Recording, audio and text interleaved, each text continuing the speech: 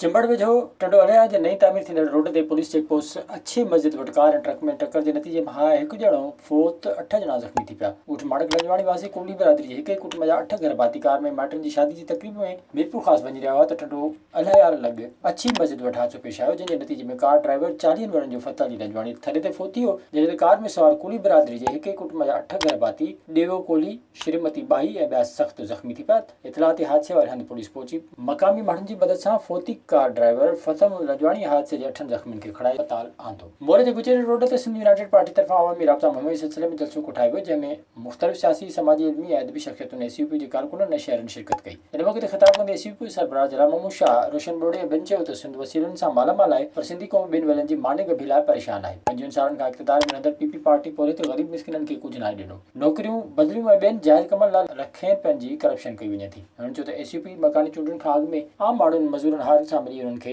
दावत ॾियणु चाहे थी। बोज़दार वॾा भरसां ॻोठ नवाब ख़ासकली जे रहवासन हाजी फैज़ मोहम्मद ख़ासकली, रखियल ख़ासकली, अब्दुलस्तार ख़ासकली, दिल अहमद ख़ासकली ॿिनि बोज़दार वॾा मट लिंक रोड ते एहतजाजी मुज़ाहिरो कयो। इन मौक़े ते ॻोठाणनि चयो त गुज़िरियल राति 62 शख़्स जे पालतू कुते मरहूम नूर मोहम्मद ख़ासकली जी बेवा औरत पारां पालियल भलोड़ नस्ल जी 2 बकरियुनि खे खाई उफट मारे छॾियो आहे। हुननि चयो त पालतू कुते भले नस्ल वारनि बकरियुनि खे मारे वॾो नुक़सानु कयो आहे। हिन वक़्त ताईं को बि तदारुक न कयो वियो आहे, नई 62 शख़्स ख़िलाफ़ को क़दम खयो वियो आहे। हुननि चयो त असांजे थियल नुक़सान जो अज़ालो न थियो त एहतजाज जो दाइरो वधायो वेंदो। इन जे ॿाहिरां भर पासे में बासरनि जा कुता आया आहिनि, राति असांजो बकरियूं खाई विया आहिनि, वॾो नुक़सानु करे विया आहिनि। 2 बकरियुनि खे जेको आहे खाई ऐं पटे विया आहिनि। इन खां अॻु में स्कूल जे ॿारनि सां बि इहे कई मसइला पेश आया आहिनि।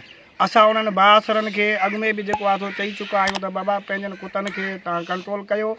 ऐं उन खां पोइ ॿारनि खां अॻु में बि जेको आहे कुकड़ियूं असांजूं खणी विया आहिनि। कई दफ़ा 2-3 दफ़ा असांजो नुक़सानु थी आहे। असां काफ़ी दफ़ा उन्हनि वटि विया आहियूं ऐं उन्हनि खे चयो आहे त भाउ पंहिंजनि कुतनि ते कंट्रोल कयो।